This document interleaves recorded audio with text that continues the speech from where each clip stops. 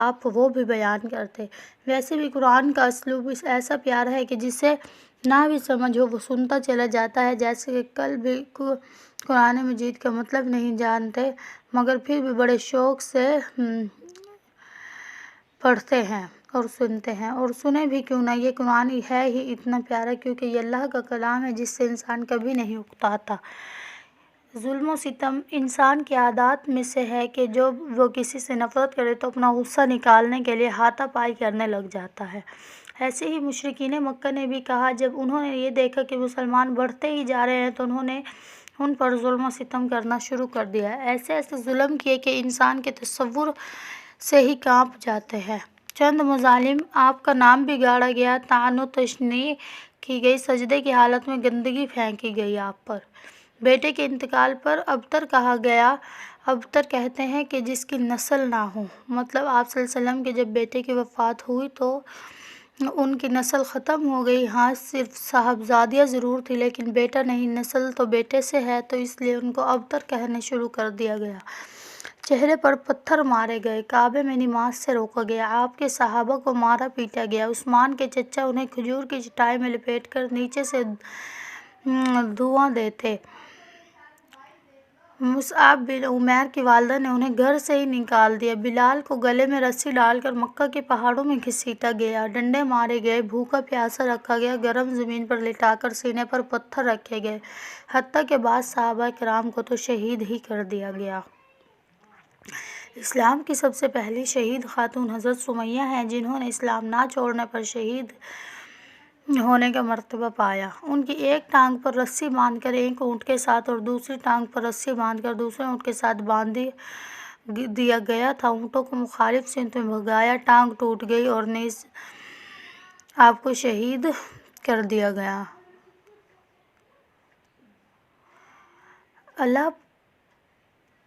مگر اس سب کے باوجود ان میں سے کوئی بھی ایمان سے منحرف نہ ہوا، اسلام نہ چھوڑا۔ اس میں بھی سب ہمارے لیے یہ نصیحت ہے، ہم بھی اسلام پر عمل کریں۔ ہمارے اسلاف اور بڑے اسلام کی خاطر اتنی تکلیفیں سہتے رہے ہیں مگر انہوں نے اسلام نہ چھوڑا، کیونکہ اللہ پاک کی نعمتوں میں سے سب سے بڑی نعمت اسلام کی نعمت ہے۔ اللہ پاک سے دعا ہے کہ ہمیں اسلام پر زندہ رکھے اور ایمان کی حالت میں موت دے، آمین۔ اس سب کے باوجود جب لوگ اسلام کو نہ چھوڑ رہے تھے تو سب مشرکین مکہ نے مل کر آپ اور آپ کے صحابہ کا سوشل بائیکاٹ کر دیا، معاشرتی بائیکاٹ کر دیا۔ یہ بائیکاٹ 3 سال تک جاری رہا، اس کا قصہ الگ سے بیان ہے۔ آخر مکہ سے نکال دیا، ایسے حالات پیدا کر دیے، ابتدا میں صحابہ کو حبشہ کی طرف، پھر حتیٰ کی طرف، 13 برس بعد آپ کو ہی مکہ چھوڑ کر مدینہ کی طرف ہجرت کرنا پڑی۔ پھر حبشہ اور ہجرت مدینہ کا تذکرہ بھی ان کی اہمیت کے پیش نظر الگ سے آئے گا۔ ہجرت حبشہ کے دلچسپ واقعات: اعلان نبوت کے 5ویں سال جب تک مشرکین کی تکالیف حد سے بڑھ گئی تو آپ صلی اللہ علیہ وسلم کی اجازت سے رجب کے مہینے میں 12 مرد اور 4 عورتوں پر مشتمل ایک چھوٹے سے قافلے نے حبشے کی طرف ہجرت کی، جس کے امیر سفر حضرت عثمان رضی اللہ تعالیٰ عنہ تھے۔ انہوں نے رسول کی بیٹی رقیہ جو عثمان کی بیوی تھی وہ بھی شامل تھی۔ بہت بڑا جھوٹ، جیسا کہ پہلے بتایا جا چکا ہے کہ نبی کریم صلی اللہ علیہ وآلہ وسلم کی عادت تھی کہ حرم میں قرآن مجید کی تلاوت کیا کرتے تھے۔ قریش اس وقت شور کرتے تاکہ لوگ قرآن نہ سنیں۔ اسی سال رمضان میں نبی کریم صلی اللہ علیہ وسلم حرم میں تلاوت کر رہے تھے، اتفاقاً وہاں بہت سے سرداران کفار بھی موجود تھے۔ اب سورہ نجم کی تلاوت کر رہے تھے، خوبصورت کلام، خوبصورت آواز، پڑھنے والے بھی وہ کہ جس پر قرآن نازل ہوا۔ اس درد سے پڑھا کہ جب آیت سجدہ آئی تو آپ نے سجدہ کیا ہی مگر ساتھ ساتھ جو سن رہے تھے انہوں نے بھی بے اختیاری میں سجدہ کر لیا۔ پس پھر کیا، ہر طرف مشہور ہو گیا کہ بڑے بڑے سرداروں نے محمد کے رب کو سجدہ کر لیا، یعنی وہ مسلمان ہو گئے۔ یہ خبر پھیلتی پھیلتی حبشہ میں چلی گئی، وہ لوگ وہاں سے واپس آ گئے، ابھی مکہ میں داخل نہ ہوئے کہ انہیں معلوم ہوا کہ یہ خبر جھوٹی ہے۔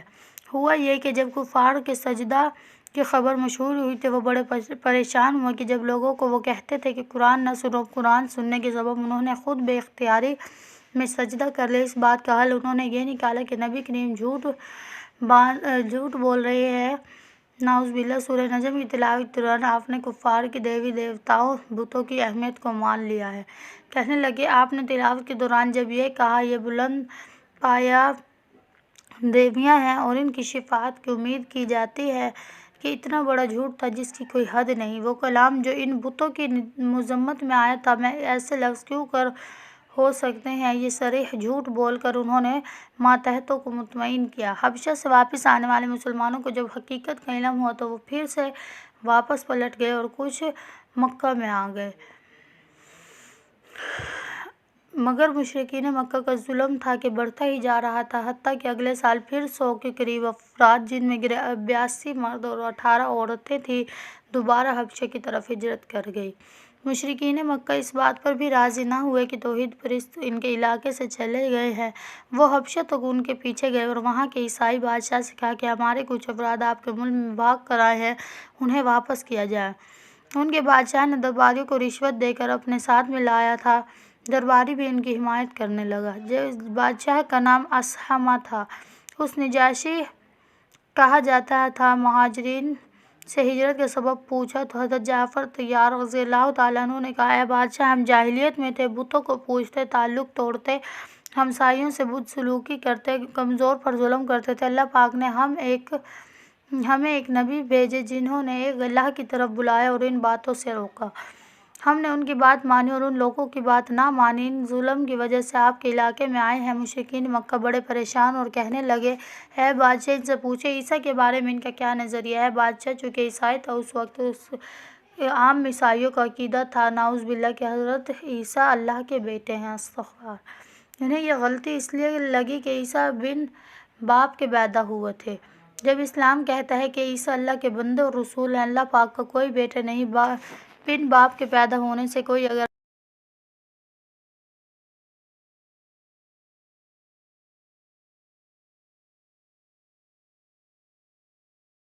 میں موت اللہ تعالیٰ عنہ تو انتے ہیں۔ استغفار۔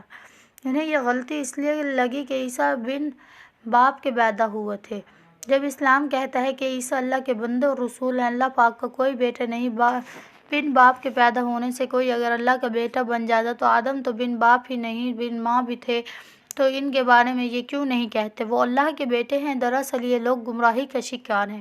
انہوں نے کبھی سوچا ہی نہیں کہ وہ اللہ پاک ہے جو کسی چیز کا محتاج نہیں، جبکہ عیسیٰ ان کی والدہ محترمہ مریم کھانا کھاتی تھی۔ کھانا وہ کھاتا ہے جو بھوک لگے، یعنی بھوک مٹانے کے لیے۔ جو کھانا کھائے اسے کھانے کی احتیاج ہے، جبکہ اللہ کھانے سے پاک ہے اور نہ ہی اس کو کھانے کی احتیاج ہے۔ یہ بڑا مشکل مرحلہ تھا کہ عیسیٰ کے بارے میں اسلام کا نظریہ عیسائی بادشاہ کے سامنے رکھ دے تو ہو سکتا ہے کہ غصے میں وہ انہیں ملک سے باہر نکال دے، لیکن یہی تو مسلمان کی شان ہے، وہ صرف اللہ سے ڈرتا ہے، اسی پر بھروسہ کرتا ہے۔ حضرت جعفر نے سورہ مریم کی تلاوت شروع کر دی، جس میں عیسیٰ کے بندے اور رسول ہونے کا ذکر اور اللہ کے بیٹے کے ہونے کی نفی ہے۔ بادشاہ یہ سن کر رونے لگا اور کہا کہ واقعی جو اس صورت میں عیسیٰ کے متعلق کہا گیا ہے ایسے ہی ہے۔ اس پر مشرکین مکہ مایوس ہو کر واپس لوٹ گئے۔